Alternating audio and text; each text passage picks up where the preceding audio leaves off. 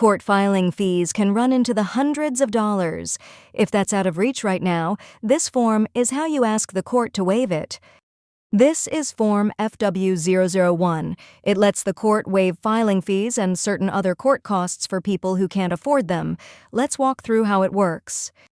FW-001 is used across many types of civil cases, but in family law it most commonly gets filed alongside the FL-100 petition, which opens a divorce, legal separation, or nullity case, or the FL-120 response, which the other spouse files to answer it. Either spouse can file FW-001, whichever one is filing paperwork they can't afford the fee for. The court reviews what you provide and issues its decision on a companion form, FW-003, Order on Court Fee Waiver. Filing FW-001 at the same time as your petition or response is generally the simplest path.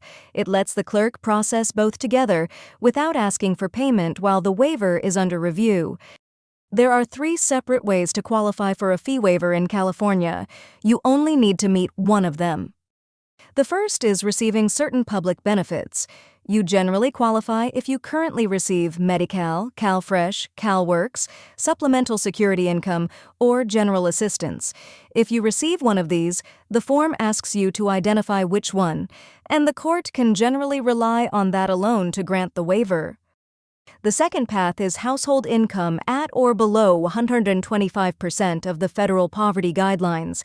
If you don't receive public benefits, you may still qualify by showing your household income falls at or below that threshold for your household size. One important note: the specific dollar figures for the poverty guidelines update periodically, so don't rely on an old number you remember or found online. Confirm the current figures in the form instructions or with your county superior court self-help center before you file. The third path applies even if your income is above that 125% threshold. You may still qualify by showing that paying court fees would leave you unable to afford basic necessities like food, housing, or utilities for yourself or the people who depend on you.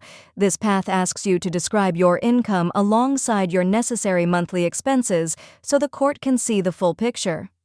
Now let's walk through what you'll actually fill in. Section 1 is your information. Enter your name, the court and county where your case is filed or being filed, and the case number if one's already been assigned. If you're filing FW-001 together with your petition or response, the case number may not exist yet, and that's completely normal. Section 2 asks whether you currently receive any of the qualifying public benefits we just covered. If you check yes and identify the benefit, this is often the fastest path to a waiver, since it doesn't require you to itemize your income or expenses.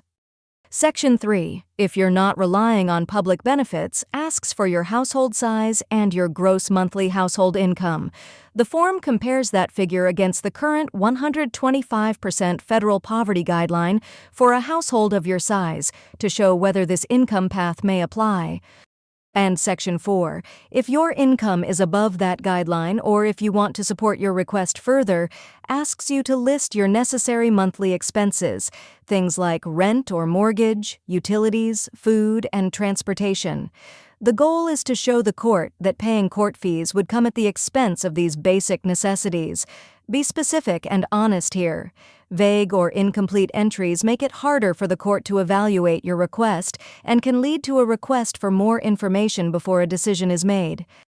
The mistakes that show up most often: leaving income or household size information incomplete, which can delay or prevent approval; not filing FW-001 at the same time as the petition or response, which can create confusion about whether the filing fee is owed; assuming a specific poverty guideline dollar amount without confirming its current; forgetting to identify which public benefit you receive, if that's the path you're relying on; and not reading the resulting FW-003 order carefully, missing that only a partial waiver was granted. Once you file, the court reviews your request against the benefits, income, or expense information you provided, then issues Form FW-003, Order on Court Fee Waiver. That order can grant the waiver in full, deny it, or grant a partial waiver that sets up a payment plan for some portion of the fees. Reading FW-003 carefully matters. A partial waiver still leaves you responsible for whatever the order specifies, and missing that detail can create problems later in your case.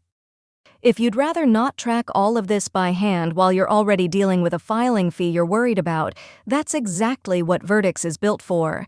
The wizard at Virdix.co walks you through these same benefit, income, and expense questions in plain language and fills out your FW-001 for you, free during beta. Virdix is a document preparation service, not a law firm, so this is not legal advice, but it can help make sure your request is complete and consistent from the start.